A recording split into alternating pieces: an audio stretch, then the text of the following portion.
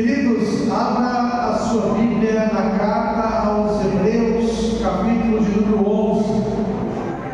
Carta aos Hebreus, capítulo 11, e o verso que leremos é o verso 30. Glória a Deus, aleluias. Hebreus capítulo 11, verso 30.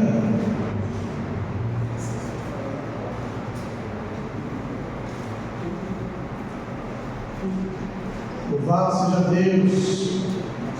Hoje nós estaremos falando sobre as 7 voltas da conquista. Quem é um conquistador aqui? Levanta a mão. Aleluias. Quem tem coisas para conquistar? Hoje é dia de conquista.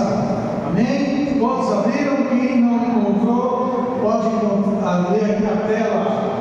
Pela fé, caíram os muros de Jericó, sendo rodeados durante 7 dias. Vou ler de novo. Pela fé, caíram os muros de Jericó, sendo rodeados durante 7 dias. Amém? Abaixe a cabeça, feche os olhos e vamos orar. Pai Celestial, em nome de Jesus, nós te agradecemos, Senhor, porque, Senhor, é maravilhoso, Senhor. Quão tremendo, Senhor, é podermos estar, ó Deus, em Tua presença. Estarmos, ó Deus, reunidos em santa assembleia para adorar, glorificar e bendizer o Teu nome, Senhor. Obrigado, Senhor, porque Tu és um Deus amoroso, Tu és um Deus misericordioso. Obrigado porque o Senhor nos recebe, Senhor, com amor. O Senhor nos recebe com carinho, Senhor. E nós podemos, ó Deus Pai, te agradecer, te exaltar, ó Deus, render a Ti louvor devido ao Teu santo nome, Pai. E neste momento estamos perante a Tua palavra, e a Tua palavra que é a verdade, Senhor. Ó Deus, fala conosco. Senhor Espírito Santo de Deus, fala, Senhor, fala com o Teu povo ainda mais. Revela-nos, ó Deus, segredos, exorta-nos, consola-nos, traz, Senhor, inspiração, Senhor, apoia os caminhos, direita as nossas veredas e nos conduza, Senhor, ao triunfo e glória. Porque a Tua vontade nas nossas vidas, Senhor Deus e Pai, ó Senhor, ela é boa, ela é perfeita, ela é agradável, os Teus pensamentos são de paz. E o Senhor, Pai, deseja, Senhor Deus, nos abençoar ainda mais. O Senhor deseja, Senhor Deus, Pai, que rompemos barreiras, derrubemos muralhas, que marchemos e conquistemos, ó Deus, Pai.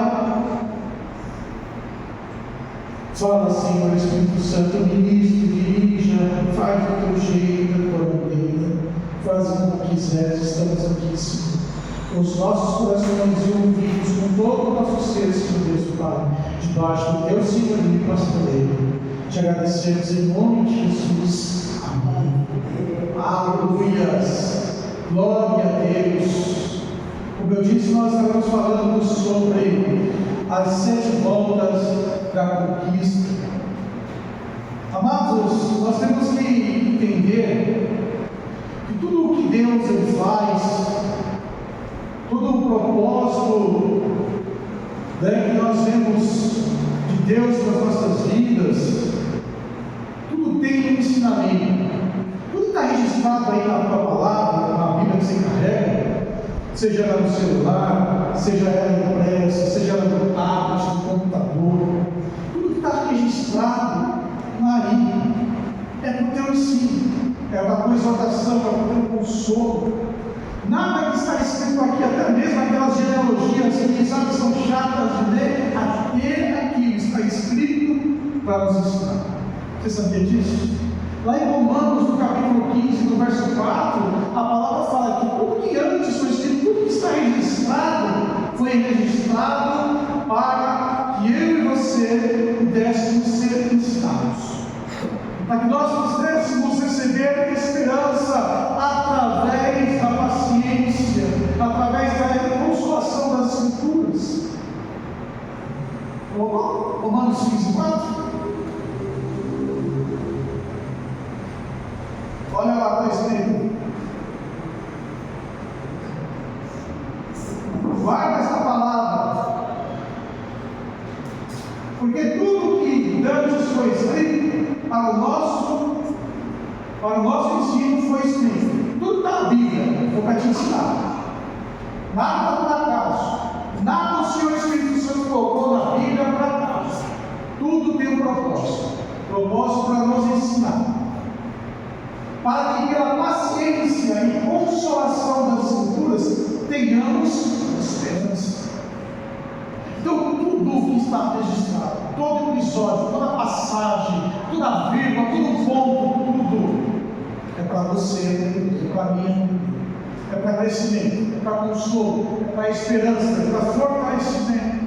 E o texto que nós lemos aqui fala sobre um episódio que todos nós conhecemos, que é a queda da muralha de Jericó.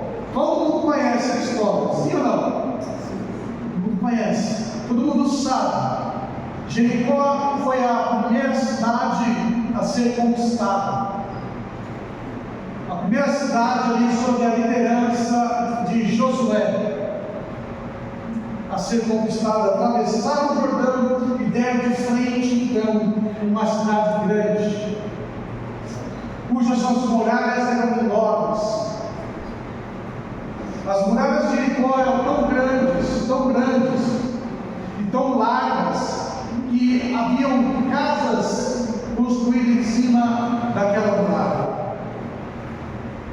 Aquela muralha era tão fortificada, tão grande, tão, larga, que havia até mesmo estrada para o trânsito de carroças. Vocês sabiam disso? De tão grande que eram as muralhas de Jericó, tão grossas que eram, que além de ter casas, havia ainda também uma estradinha para a circulação de carros de boi, de charrete. Tão grande que era. Olhando pelos olhos humanos, parecia impossível que aquela muralha tão poderosa e imponente caísse. Mas nós, eu e você, nós servimos um Deus que realiza os impossíveis. Para Deus não há nada possível. Para Deus não há nada tão grande. Para Deus não há nada tão imponente. Diante dele não passa de um grãozinho de areia. E Deus então ele chama a Josué. Você vê lá no capítulo de número 6 de Josué, Deus chama Josué e fala: Josué, se prepara e prepara o povo, porque eu estou dando a você a cidade de Jericó. Ninguém vai poder parar diante de vocês. A cidade de Jericó eu já tenho para vocês, pertence a vocês. E aí então Deus manda que Josué preparasse o povo, preparasse os sacerdotes, para que eles pudessem então realizar essa obra. E Deus então dá a eles algumas tarefas, dá a eles uma missão, dá a eles então, chaves para que eles pudessem então conquistar aquela cidade. Então Deus ele tem promessa, Deus ele tem palavra, Deus tem vitória nas nossas vidas. Mas nós precisamos também entender que para trazer aquilo que já está determinado nas regiões celestiais da terra, nós precisamos executar então alguns passos. Nesse caso, dar algumas voltas para conquistar. E o Senhor nesta noite então quer nos dar uma orientação. O Senhor nesta noite então quer nos ensinar princípios para que você venhamos a conquistar coisas que Deus já nos deu, que pertence a nós, que está diante de nós, que é possessão nossa, garantia nossa. Porque a palavra fala que Deus já nos abençoou com toda a sorte de bênçãos nas regiões celestiais. Coloca aí Efésios 1:3. Olha aqui, Efésios capítulo 1, verso 13, ele vai colocar.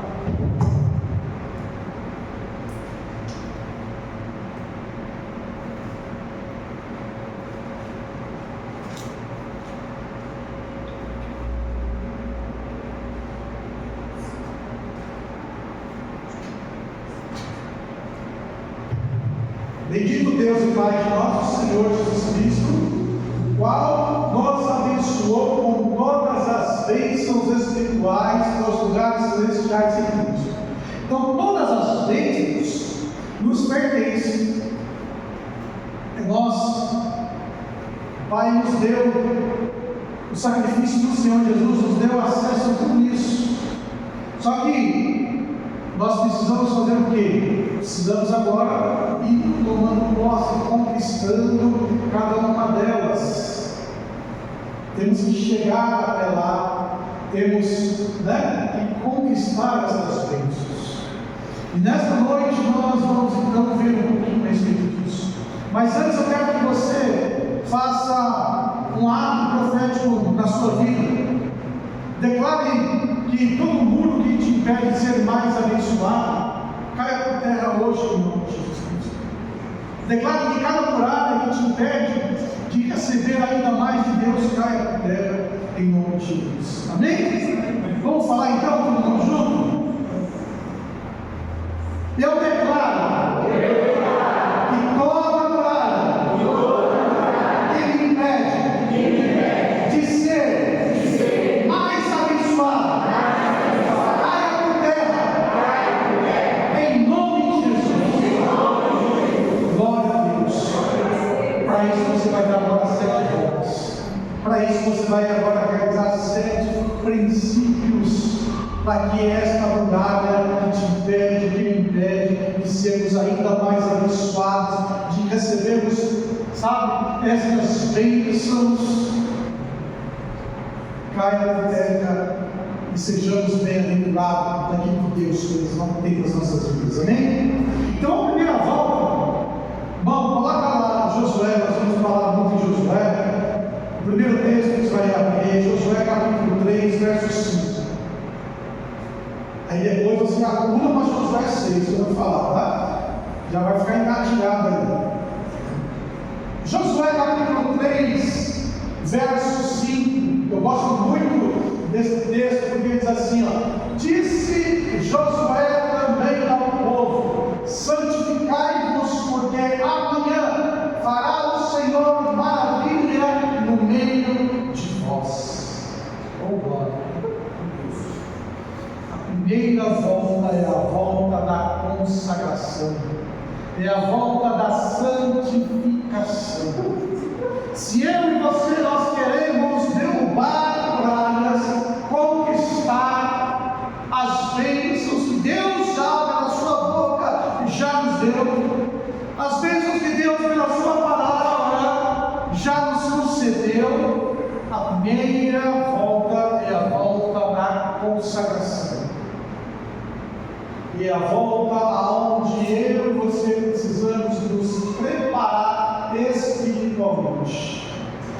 Santificação, consagração é estar preparado espiritualmente, é se separar para Deus, é purificarmos os nossos corações, os nossos desejos, é estarmos na presença de Deus.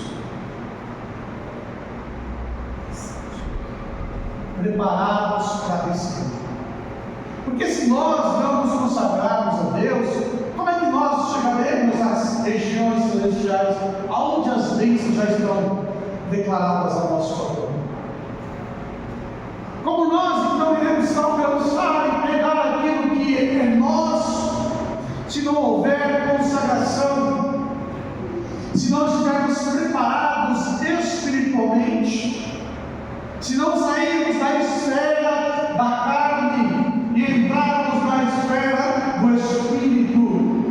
Como é que nós vamos alcançar as bênçãos se não formos marchar pelo Espírito? Porque quando se marcha pela carne, se luta pela carne, mas quando se marcha pelo Espírito, se luta pelo Espírito. E aí Deus então ele fala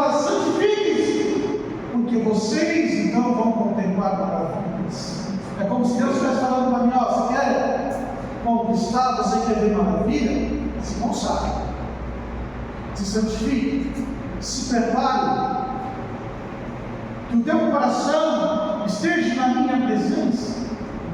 Então esta tem que ser a nossa primeira volta, porque não dá para conquistar se nós não estivermos preparados espiritualmente, sem a consagração. E Deus fala, se santifique aqui amanhã. É um ato que você faz agora, para você ver a resposta depois. Então a primeira volta que nós estamos dando é a volta da consagração. É a volta onde eu e você nos consagramos ao Senhor, nos preparamos então para alcançarmos as bênçãos de Deus. Amém? A segunda, aí é Josué 6,18. A segunda volta está lá em Josué, capítulo 6, verso 18. O irmão já colocou ali, ó. Tão somente guardai-vos do anátema, para que não toqueis, nem tomeis alguma coisa dele, e assim façais maldito o arraial de Israel e o perdeis. A segunda volta é permanecer em consagração. Mas pastor, é a mesma coisa que você falou na primeira volta? Não. A primeira volta você se separa, se consagra, e a segunda volta você permanece. Você dá continuidade ao ato que você começou a fazer. Porque muitas vezes o que acontece? Nós estamos no culto, estamos numa reunião onde estamos aqui e a presença do Eterno nos visita, recebemos uma palavra, uma oração, ficamos cheios da presença, da graça, mas o que acontece? A gente pisa lá fora e aí a gente continua a viver de uma maneira errada, a pensar de forma errada. Então isso não é consagração. Você realizou um ato, se dedicou a Deus, buscou ao Senhor por um instante, mas se você não se manter em consagração, o texto fala assim, ó, guardai-vos do anátema, significa, tome cuidado. Porque eles estavam prestes a conquistar uma cidade que possuía muitas coisas ali que desagradava a Deus, muitas coisas ali que podia seduzir os israelitas e eles saírem da presença de Deus. E Deus falava para ele, ó, se guarde daquilo que é maldito, daquilo que não há perdão, daquilo que eu aborreço e odeio, porque o anátema é algo que tem que ser extirpado, tem que ser destruído no meio do povo de Deus. E Deus fala, ó, se guarde disso. Então permaneça em consagração, permaneça em santidade, porque Jericó, sabe o que significa o nome de Jericó? Jericó no hebraico ele tem dois significados. Um deles significa perfumado, cidade perfumada, e a outra significa cidade da lua. Jericó, cidade perfumada, cidade da lua.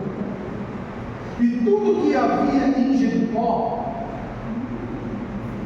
era consagrado.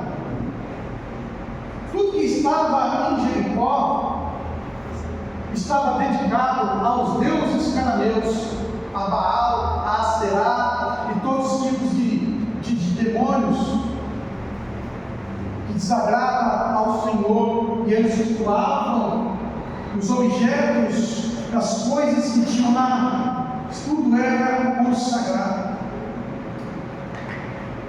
Para eles, Jericó simbolizava o mundo para nós hoje. É como se fosse um mundo cheio de coisas, muitas vezes, que são atrativas, cheio de coisas que muitas vezes podem, nos levar à cobiça e nos seduzir, mas que nos contaminam, que nos afasta da presença de Deus, que não nos permite que nós andemos em consagração. Jericó então simbolizava ali aquilo que era mundano. E Deus tinha falado para eles, para que eles não tocassem, para que eles não ficassem com nada que estava em Jericó nesse conhecimento. E aí então, quando eles entraram na cidade de Jericó, uma turma, o que ela fez? Elas começaram a olhar para aquelas coisas que havia em Jericó, para o perfume de Jericó, para a sedução de Jericó, e eles então fizeram o quê? Pegaram para si o anátema e se contaminaram. Contaminaram, se fizeram maldito, perturbaram o arraial. Porque quando nós pecamos, não é só nós. Eu pequei, é só eu mesmo? Não. Você pega, você ofende a tua casa, você ofende a tua filha. Você pega, você ofende o corpo de Cristo que você congrega. Você ofende o corpo de Cristo celestial. Sabia disso? Que quando nós pecamos, não é só nós, é todos, porque nós somos um corpo. E foi o que aconteceu. Coloca Josué, capítulo 7, verso 1. E transmitiram os filhos de Israel no anátema, porque Acã, filho de Carmim, filho de Zabdi, filho de Zerá, da tribo de Judá, tomou o anátema, e a ira do Senhor se acendeu contra os filhos de Israel. Presta atenção, um fez coisa errada, mas o que aconteceu? Todo mundo sofreu. Então o anátema, a qual Deus não quer que nós nos contaminemos, não só contamina eu, mas você, a cada um de nós. Entra na tua casa, entra na tua família, entra no corpo de Cristo que você está em comunhão e traz maldição. Agora coloca o verso 20 e 21. Esse mesmo capítulo, verso 20. Isso. Aí. E respondeu Acã a Josué e disse: verdadeiramente pequei contra o Senhor Deus de Israel e fiz assim e assim. 21.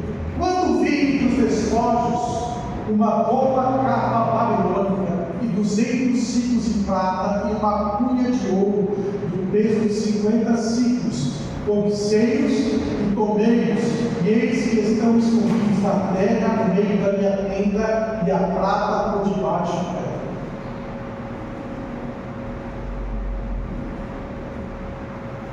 Aquele homem que não permaneceu na santidade, na volta, da permanência da santidade, na consagração, o que aconteceu com ele? Ele cobiçou aquilo que estava lá fora, no mundo, aquilo que desagradava ao Senhor. E olha só que interessante o que ele tomou. Primeira coisa, ele pegou uma capa babilônica. Quando o Espírito Santo de Deus me mostrou o significado disso, sabe, eu fiquei horrorizado, falei: Senhor, eu nunca tinha pensado nisso. Todos nós sabemos para que serve uma capa. Uma capa serve para nos cobrir. É como um manto.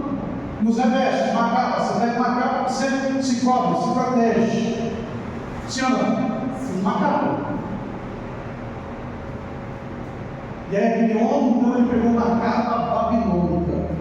Quando você ouve a palavra Babilônia, o que vem à tua mente? O que vem a você? Entendi. Tudo que é errado. Tá certo, tudo que é errado. Tudo que é errado.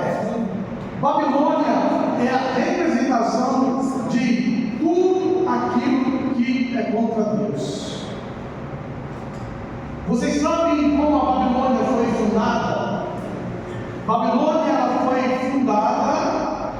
ali aos pés das ruínas da Torre de Babel.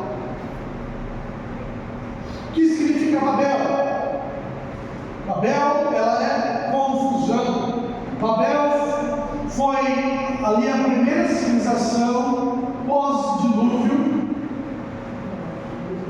organizada por Nimrod. Nimrod, ele era o homem que desafiou a Deus, fazia frente a Deus, e ali ele quis construir uma torre que subisse até os céus, em rebeldia ao Senhor. Você fala só, pode mandar show de novo aí, que agora ninguém pode focar, porque a gente vai subir até onde o Senhor mora. E aí a Bíblia diz que Deus desceu, confundiu as línguas, e aquele projeto falhou. E daquele lugar de rebeldia nasceu ali então a Babilônia. E a Babilônia não é só um lugar que simboliza, rebeldia contra Deus, mas é o lugar da onde nasce toda a bruxaria, toda a feitiçaria, tudo que é de errado.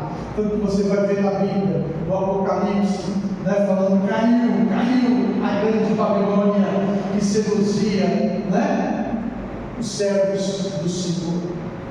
E a Babilônia, ela tem uma missão de seduzir os povos e as nações, e principalmente de nos arrancar da presença de Deus com as suas seduções. Então, quando aquele homem pega uma capa babilônica, ele estava se revestindo de tudo isso que é errado, que é mal.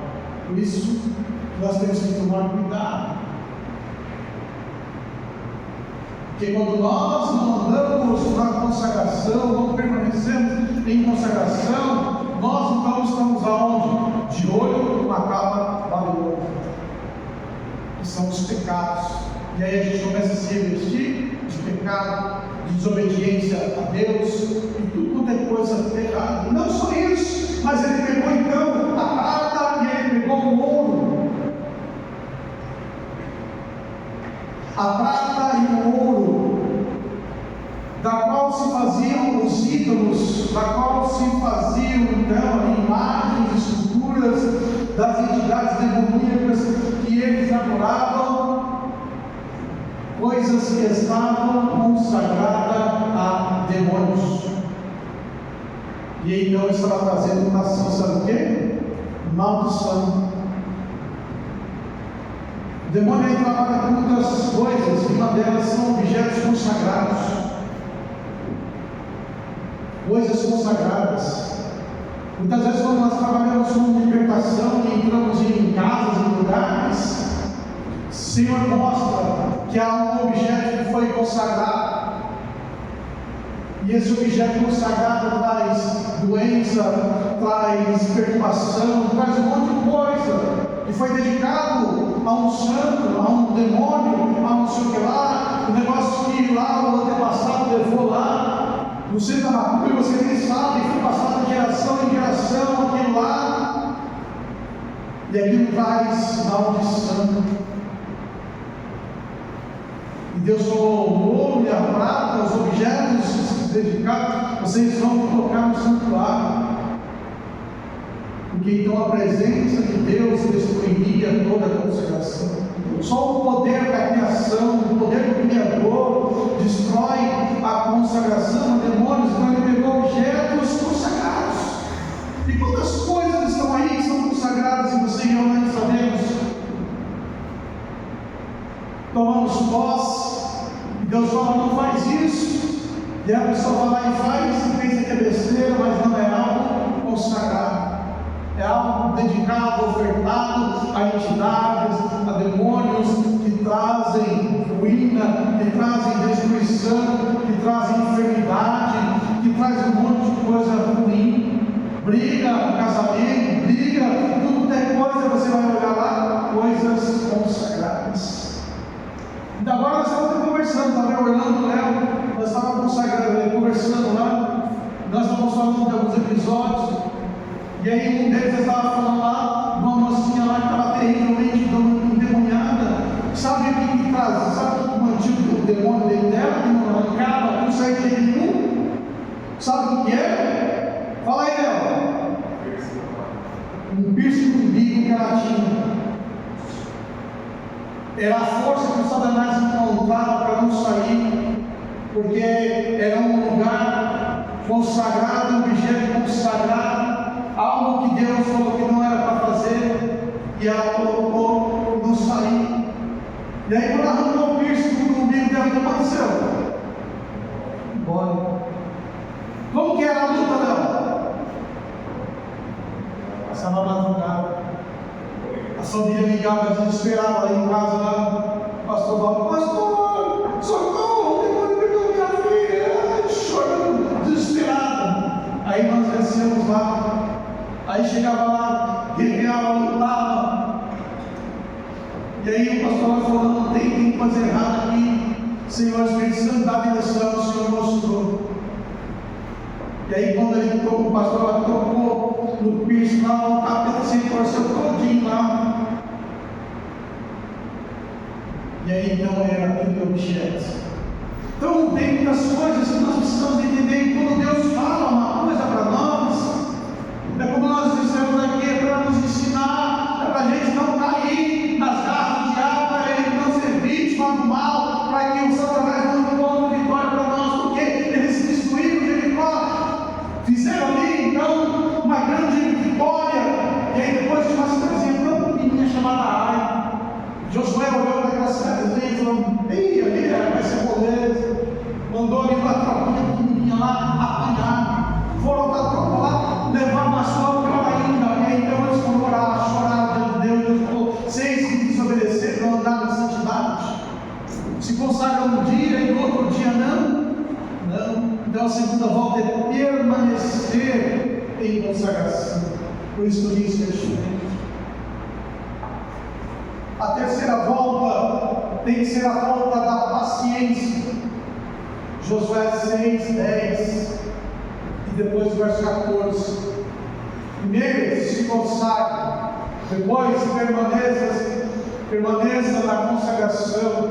Aí agora é a paciência. Josué 6, 10. Porém ao povo Josué tinha dado ordem dizendo: não gritareis, nem fareis ouvir a vossa voz, nem sairá palavra alguma da vossa boca, até o dia que vos diga: gritai, então gritareis. Verso 14. E assim rodearam outra vez a cidade no segundo dia e voltaram para o arraial, e assim fizeram os 6 dias. Paciência. Olha, eu dei para vocês a terra, pertence a você, é tua bênção.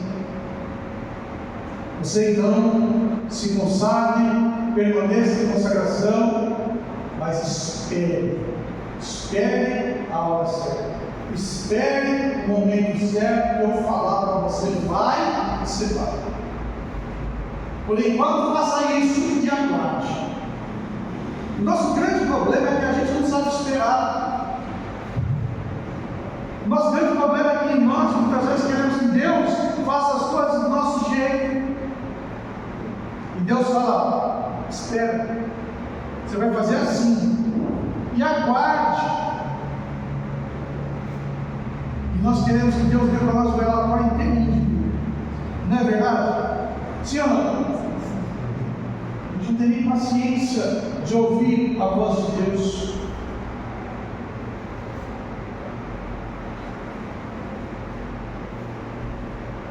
E aí há um ensinamento tremendo na Bíblia. Aí você coloca bem o Salmo de 40, a partir do verso 1.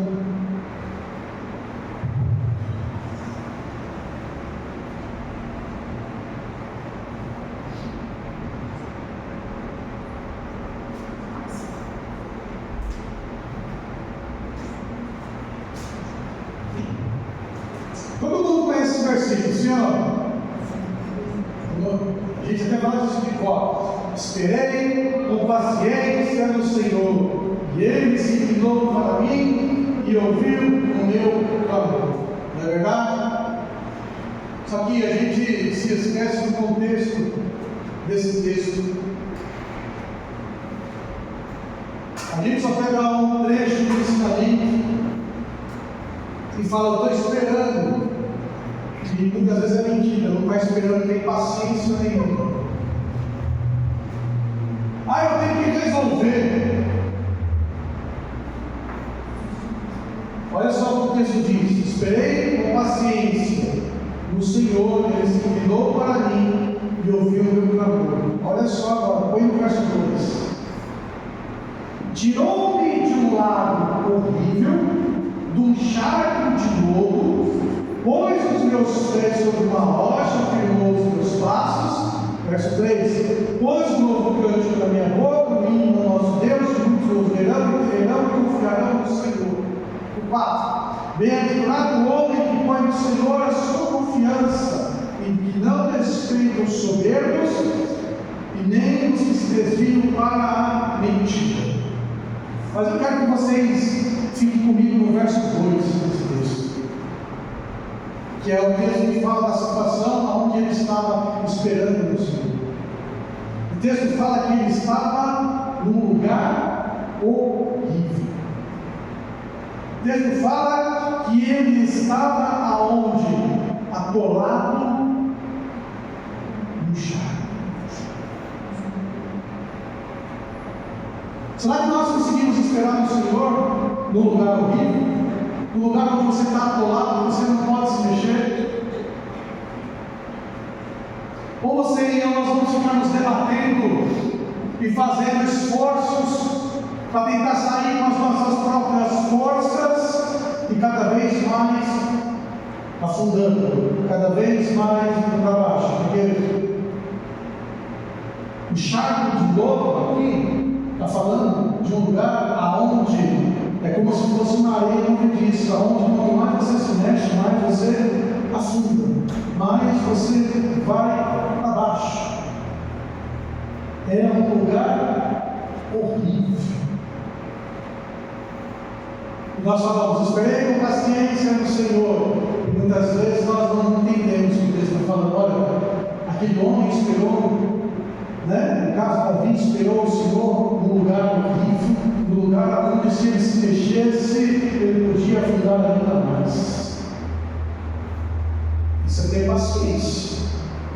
Nós muitas vezes não temos paciência e ficamos lá, Deus, me ajuda, Deus faz isso, Deus faz aquilo, e não esperamos Deus agir, não esperamos a voz do Senhor, tomamos as nossas atitudes. Às vezes nós estamos também num lugar horrível, às vezes nós também estamos dentro de um charco de lodo, que a gente pode estar afundando cada vez mais, se sente afundando, se sente cada vez mais sendo sufocado. E aí o que a gente faz? Eu preciso sair daqui do meu jeito. Isso não é esperar no Senhor. Isso não é ter paciência. Isso é nós tentando resolver o nosso jeito. E Deus falou para ele: boa voz, vocês vão fazer assim. É 6 dias vocês vão caminhar de porta fechada. 6 dias vocês vão. Mas para que isso? Para que isso? Obedeça e espere.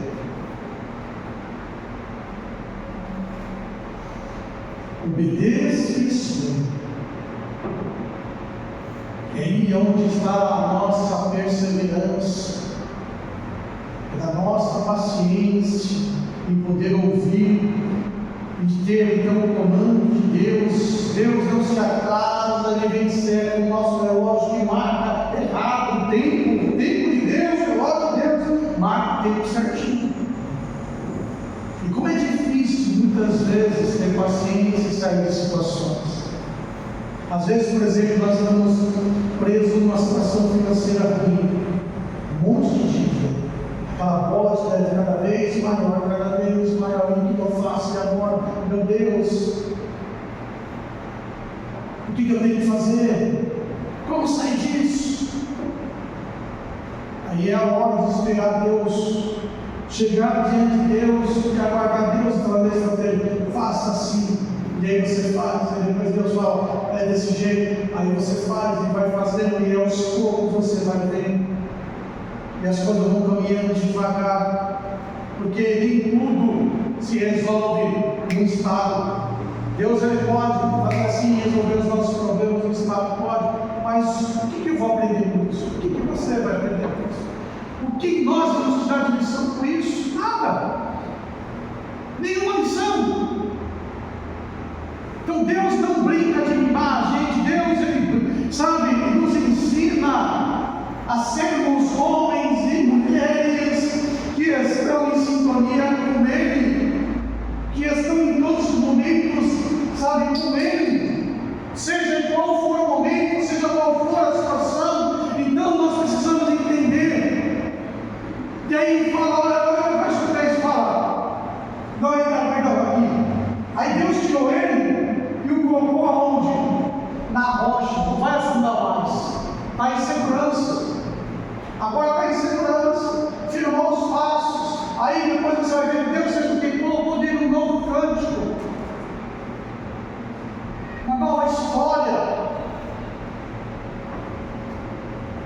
palavras novas de louvor, de louvor a Deus, palavras de testemunhos que ajudarão pessoas que estão vivendo momentos difíceis por causa que teve paciência e só se movimentou quando Deus estendeu a mão.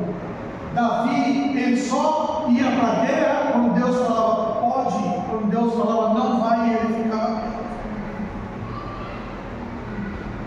Por isso que ele nunca perdeu nenhuma batalha, porque sempre ele ia conforme Deus ordenava.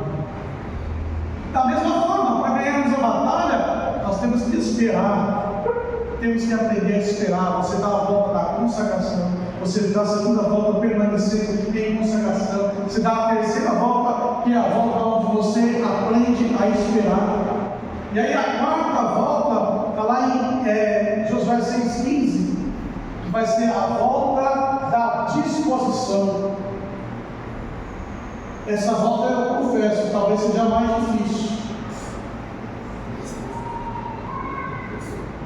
Fisicamente falando, talvez espiritualmente falando.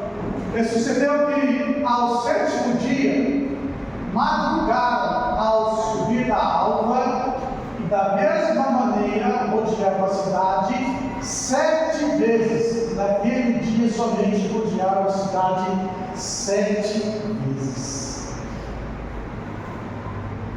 Para conquistar, para avançar, para romper, é preciso ter disposição, é preciso ter garra, é preciso ter energia, é preciso se esforçar ao máximo.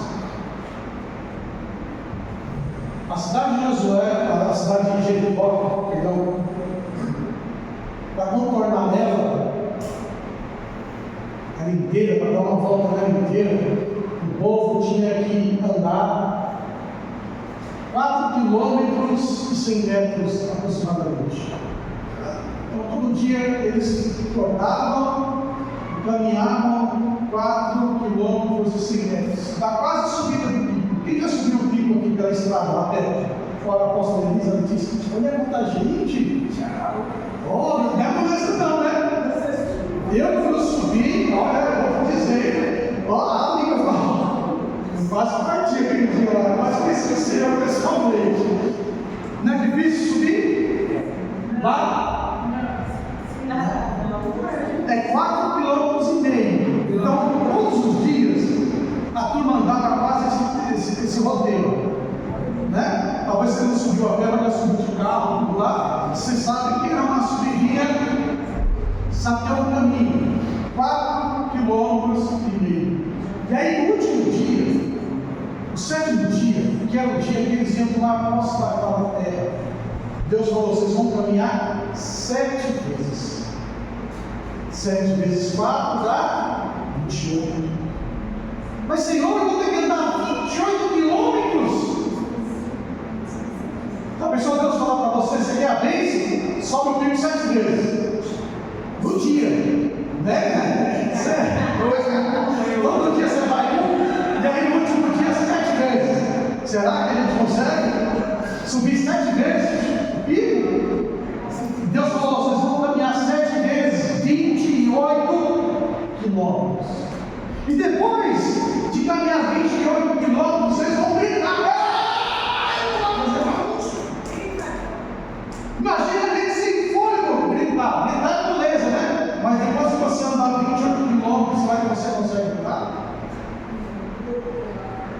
E depois que você gritar, a cidade, os muros da cidade ia cair, você ia puxar a espada e você ia para a guerra.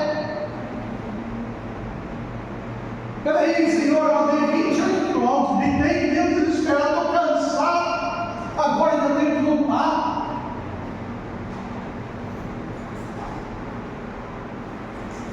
Então, o que o texto nos ensina? Ensina para mim e para você que para nós conquistarmos nós temos que ter muita disposição. Que a hora, sabe, aonde nós vamos guerrear de fato é a hora que vai exigir mais esforço de nós. Eles acordaram de madrugada. O Senhor mandou o anjo, manda todo mundo acordar ali. O anjo passou lá. Ei, acorda aí, Matheus, acorda. Vai subir o pico 7 vezes. Já pensou?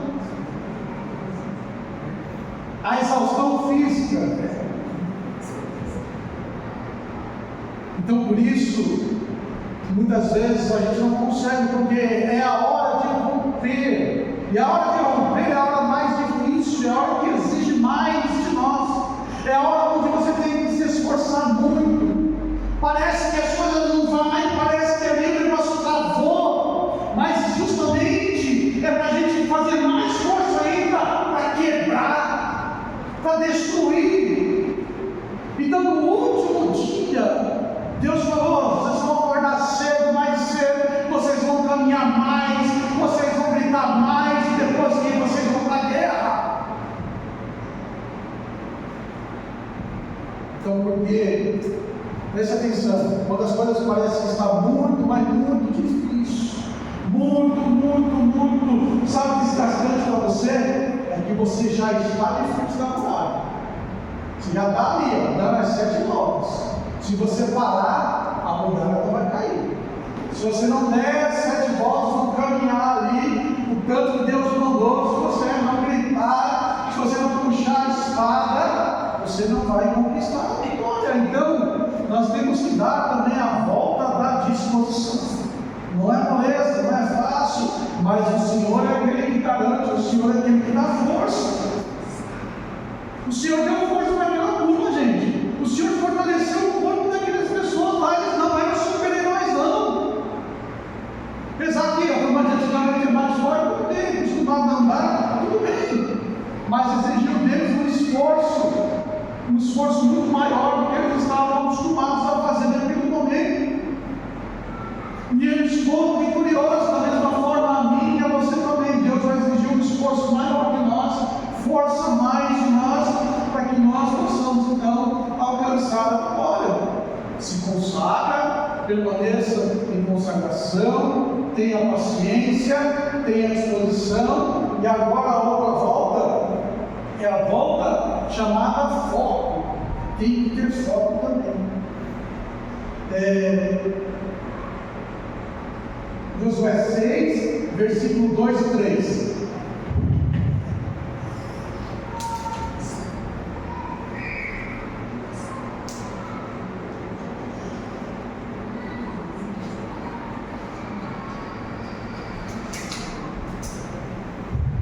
Então disse o Senhor a Josué: olha, tenho dado na tua mão a Jericó, ao seu rei e aos seus homens valorosos. Vós, pois, todos os homens de guerra, rodeareis a cidade, cercando uma vez, e assim farei por 6 dias. Então Deus deu, a eles ali a bênção, como eu já disse, já expliquei. Deus deu a eles uma missão.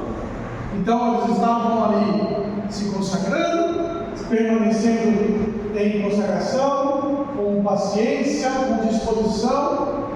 Mas o que aconteceria se eles perdessem o foco? A gente já caminhou todo esse tempo aí. Amanhã não vou caminhar, amanhã não vou dar a volta no Jericó, amanhã eu vou fazer outra coisa. Eu vou gastar meu tempo em outra coisa, vou gastar minhas forças em outra coisa. Quantas vezes nós estamos ali, debaixo de uma promessa, debaixo de uma bênção, estamos ali todos empolgados, e daqui a pouco a gente tira os olhos daquilo e vamos fazer outra coisa. Acho que vai demorar, não vai dar certo, não sei. Você confia nesse negócio aí que o Josué está falando? Se fosse Moisés, tudo bem, mas Josué, não sei não. Eu quero uma pastadez, eu quero ir para a terra prometida, mas eu acho que vou fazer de outro jeito, uma outra estratégia. Quando a gente tira os olhos de Deus, das promessas de Deus, daquilo que Deus tem falado para nós, a gente perde o foco. Por mais que você esteja com disposição, por mais que você, sabe, esteja ali, você tirou os olhos do Senhor, você vai para a direita, você vai para a esquerda.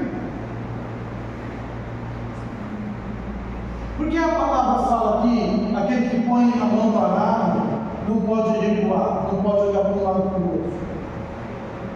Quando se pega um arado, lá que o boi puxa lá, ou você mesmo puxa, se você não traçar uma linha ali, você pode fazer o quê? Começou aqui, daqui a pouco vem para cá, vem para lá, vem para lá. É igual eu fazendo um corte de madeira na serra de Chuti. Eu começo lá, aí a madeira já está toda cheia de onda. Quando a gente não tem foco, a gente começa a nossa vida com Deus, ela fica cheia de vai e vem, vai e vem. Por mais que você está ali ideando, por mais que você está lutando, por mais que você tenha disposição, se não tiver o foco, se tirar os olhos daquilo que Deus falou, da promessa de Deus, você começa a ficar para um lado para o outro. Então temos que ter foco. Deus falou, olha, é assim, e eles então estão ali naquele propósito, naquele plano. Às vezes você faz 10 planos e não cumpre nenhum. É melhor ter um plano do que você, sabe, ter 10 e não ter sucesso nenhum. E aos poucos, indo devagar, mas com foco, com a visão. Então você se consagra, permanece em consagração, você tem paciência, você tem disposição, você tem foco. Mas nada disso, nada disso vai acontecer se você também não tiver fé, se você não obedecer. Verso 3 nós já lemos, verso 4.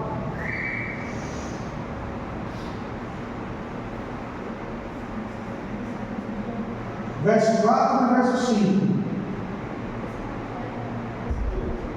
Olha lá, não perdeu o foco. Glória a Deus. E 7 sacerdotes levarão 7 buzinas de chifres e cardeiros adiante da arca, e no 7º dia rodeareis a cidade 7 vezes, e os sacerdotes tocarão as buzinas.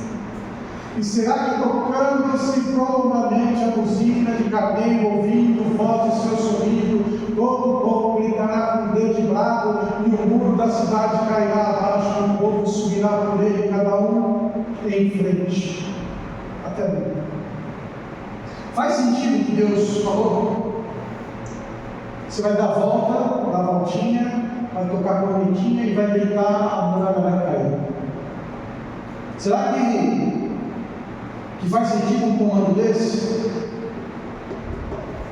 Você olhar pela lógica, uma muralha gigante, uma muralha que nunca tinha sido derrotada, nunca tinha caído, e vai cair só com meia dúzia de pessoas passeando em volta para gritando de doido, dando de doido.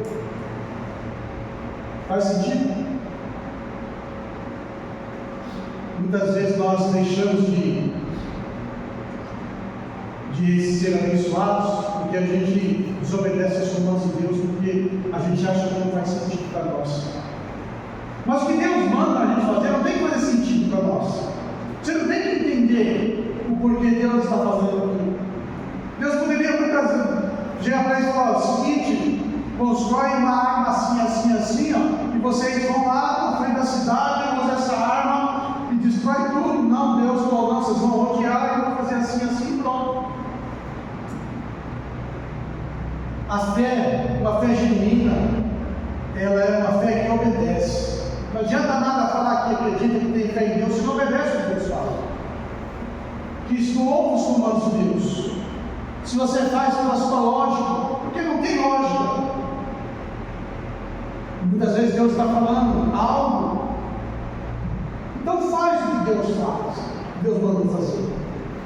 É que nem eu falei, Josué chegou e falou, Deus mandou fazer assim, assim, assim. Eles tinham duas opções, ou ouvir a boca, o céu da boca do homem de Deus, ou não obedecer. Ah, eu só vou obedecer se Deus falar comigo.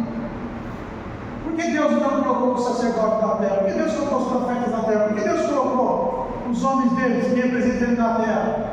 Para falar em nome dele. Se você não ouve, não obedece o sacerdote de Deus, você não obedece a Deus. Você não tem fé em Deus. E aí então, Deus falou para aquele povo, vocês vão fazer assim, pronto. Tem sentido? Não tem sentido? Obedeça o que Deus está falando. Obedeça os comandos de Deus. Quantas vezes nós, em comandos pequenos e simples de Deus, nós desobedecemos? Uma vez nós já ensinamos aqui, se você está no culto, está adorando a Deus, e Deus falar para você, ó, te ajoelha, você sentir uma forte vontade de ajoelhar, você ajoelha. Ah, mas o que isso tem a ver? É dos pequenos comandos que muitas vezes Deus está querendo não quebrar, algo que está impedindo a manifestação da glória dele, e você faz um ato profético ali, você obedeceu o comando de Deus. Eles estavam fazendo um ato profético, obedecendo o comando de Deus. Eu aprendi isso, estou aprendendo isso. E nós relutamos muitas vezes com o que Deus fala. Muitas vezes Deus fala para nós, faz uma coisa, e a gente não faz pensando que é da nossa cabeça, pensando que não tem nada a ver. Mas aí você começa então, a obedecer aquilo que Deus fala, você vê a diferença. E Deus começou a falar, então você ajoelha. Comecei a me ajoelhar. E aí agora Deus fala para mim, além de ajoelhar, você tira os sapatos dos teus pés. Mas Senhor, por que isso? Tira. E todas as vezes que o Espírito Santo fala para mim, olha, tira o sapato do teu pé e eu tiro. É como se o céu se abrisse numa proporção ainda maior e a glória dele se manifestasse. E aí depois as pessoas falam, olha pastor, aconteceu isso essa semana, olha o testemunho, vai acontecer isso e aquilo, e você não entende nada, mas se você faz o que Deus manda, você depois vê o resultado. Não importa se as pessoas não vão entender, vão olhar para você, vão falar, como foi, o sapato está apertado? Está com unha encravada, por isso que tirou o sapato. Está ajoelhado ali porque está com cheio de pecado? Está chorando porque está arrependido? O importante é fazer o que Deus fala. Obedecer é ter fé. Se a gente não obedece, a nossa fé ela está no problemas. Olha 1 Coríntios 1:18.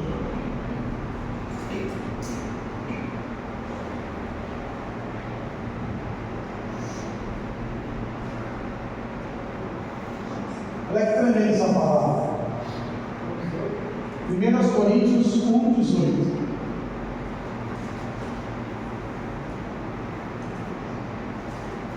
Porque a palavra da cruz é loucura para os que perecem, mas para nós que somos salvos é o poder de Deus.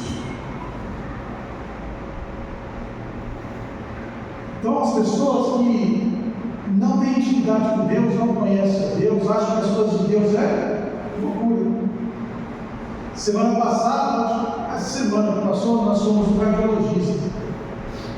E aí o cardiologista lá, me perguntou se era rotina, o que era, estava eu com a beleza lá. E aí o cardiologista perguntou, o que vocês fazem? Qual é a função de vocês? Nós somos pastores. E aí depois ele perguntou, o que vocês acreditam? Aí ela falou, nós acreditamos em Jesus, nós acreditamos em Deus, em salvação. Aí ele perguntou, e ressurreição, vocês acreditam? sim, nós acreditamos em ressurreição. O homem falou: nossa, isso para mim é uma coisa louca. Não tem como acreditar em ressurreição. Daí eu falei para ele: você acredita no quê? Ele não acredita em nada. Mas ele falou: para mim é difícil, né, acreditar em ressurreição. Então, para ele, né, a nossa fé é loucura, que nós vamos ressuscitar. Aí eu falei para ele assim: sabe que você está pensando que a gente vai ressuscitar com esse mesmo corpo? O corpo é pobre, é pó, os bichos vão comer. Quando Jesus voltar, talvez nem os nossos ossos vai estar já virou tudo pó. Mas eu vou ressuscitar em um corpo glorificado. Não vou ressuscitar com um corpo terreno. Nem na terra vai ter mais. Essa terra vai passar. Deus vai criar um novo céu e uma nova terra, uma nova terra. Então vai ser um corpo glorificado para Ele. E muitas vezes para nós, aquilo que Deus está ensinando para nós parece loucura. Mas se nós cremos, é o poder de Deus. Está entendendo? Quando nós estamos falando aqui da volta da fé, é a volta onde você crê naquilo que está sendo ministrado na sua vida e você coloca em prática. Você vai lá e faz. Você obedece, você faz, você crê. Talvez você não vai entender. Olha, não faz sentido rodear a terra, a cidade, andar 28 quilômetros no último dia, enfrentar, não faz sentido nenhum. Mas serve Deus, obedece. E aí a vitória você vê depois, você vê ela acontecendo. E aí você dá a última volta, que é a volta da palavra profética.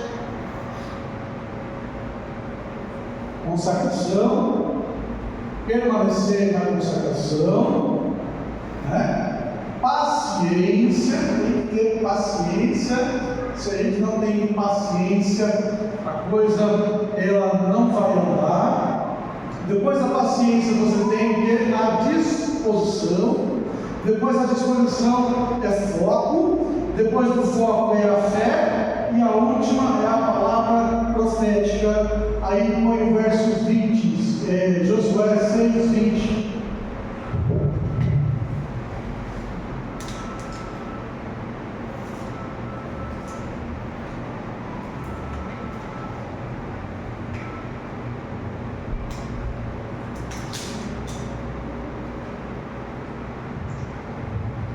Gritou, pois, o povo, tocando os sacerdotes as buzinas. E sucedeu que, ouvindo o povo o sonido da buzina, gritou o povo com grande brado, e o muro caiu abaixo, e o povo subiu à cidade, cada um, não tremendo. 6:20. Cada um em frente de si, tomaram a cidade. A voz, o som, isso é profético. Não há profecia sem som, seja ela por meio de um instrumento, seja ela por meio da tua palavra, da tua boca. O profético se move por meio do som. Por meio do som ele tem ondas sonoras. E o profético ele tem uma onda. Ele tem uma forma. Ele tem uma forma. E quando o profético ele se manifesta, se sente no corpo, se sente no espírito, ele atravessa. Quando aquele povo gritou, quando as trombetas soaram, ali houve então uma manifestação do poder do profético, daquilo que Deus havia feito. Tinha dado a eles. Então, por isso que a Bíblia fala, olha, a sua boca fala do que o coração ele está cheio. Jesus ensinando aos seus discípulos, ele fala, olha, se você tiver fé do tamanho de um grão de mostarda, não quer dizer que a sua fé tem que ser pequenina, então, não. Eu acredito que a nossa fé é muito maior do que o de um grão de mostarda. Mas ele fala assim, se ela for, sabe, pequenininha, e você falar, ou seja, você pegar aquilo que está dentro de você e você usar de forma certa, nada vos será impossível. Muitas vezes o que acontece? Muitas vezes nós deixamos de usar o profético, porque a gente fica com vergonha, fica acanhado, e até mesmo vamos falar, será que eu penso assim? Você olha o Senhor Jesus, e aí você vê muitas vezes Ele, através dos seus atos, nos ensinando. Quando a sogra de Pedro estava doente, o que Jesus fez? Ela estava com febre, o que Jesus fez? Ninguém lembra dessa passagem? Jesus estava no sábado na sinagoga, acabou lá o culto, aí Pedro chamou Jesus, a turma foi tudo lá para a casa de Pedro, e aí Pedro falou, minha sogra está doente, ela está com febre. O que Jesus fez? Não? Gente, ele veio mais a Bíblia. Jesus pegou a mão da sogra de Pedro e fez o quê? Repreendeu a febre. Jesus falou para a febre: febre, sai dela. Não é falar com a febre. E na passagem que Jesus estava com fome e foi até a figueira, o que aconteceu? Ele não viu figueira nenhuma e não era nem tempo de figo. O que Jesus fez? Falou para a figueira: nunca mais nasce de ti fruto nenhum. E a figueira se secou. Jesus fala com doença, Jesus fala com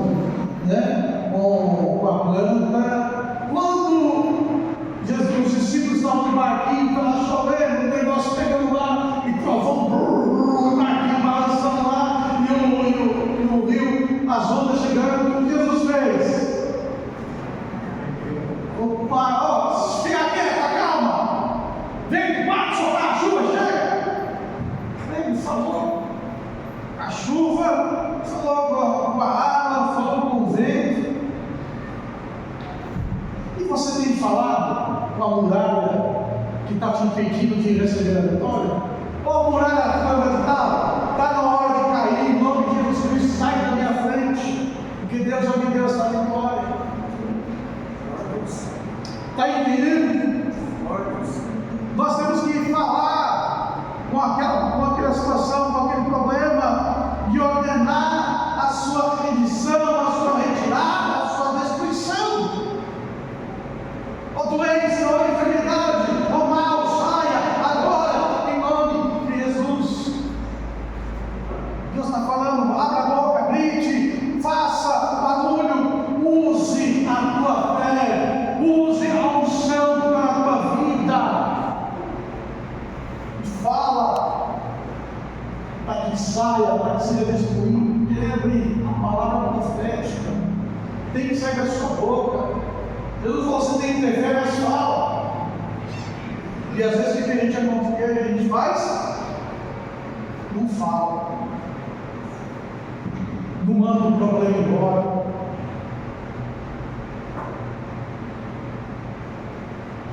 não manda a situação se desfazer. Nós temos a unção de Deus, a autoridade que o Senhor nos concede de filhos, a autoridade de ungidos, dons, talentos, autoridades, enfim, que Deus tem te revestido. Para quê? Para que você possa falar. Mas falar com uma febre é complicado, né? doença, saia a doença fundamental em nome de Jesus. Falar do problema financeiro, ó espírito maldito de dívida, saia em nome de Jesus Cristo. Problema familiar, eu te destruo em nome de Jesus Cristo.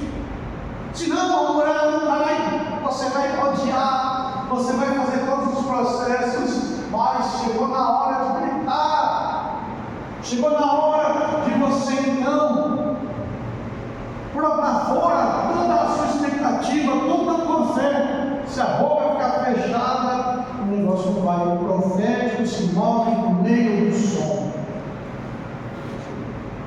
No meio do som. Já viu um profeta profetizar sem abrir a boca? Sem falar? Como é que vai ter profecia? E que é a maior profecia do que a palavra do Eterno?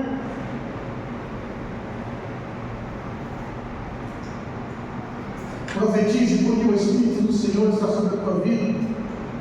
Profetize porque o Espírito Santo de Deus está em você.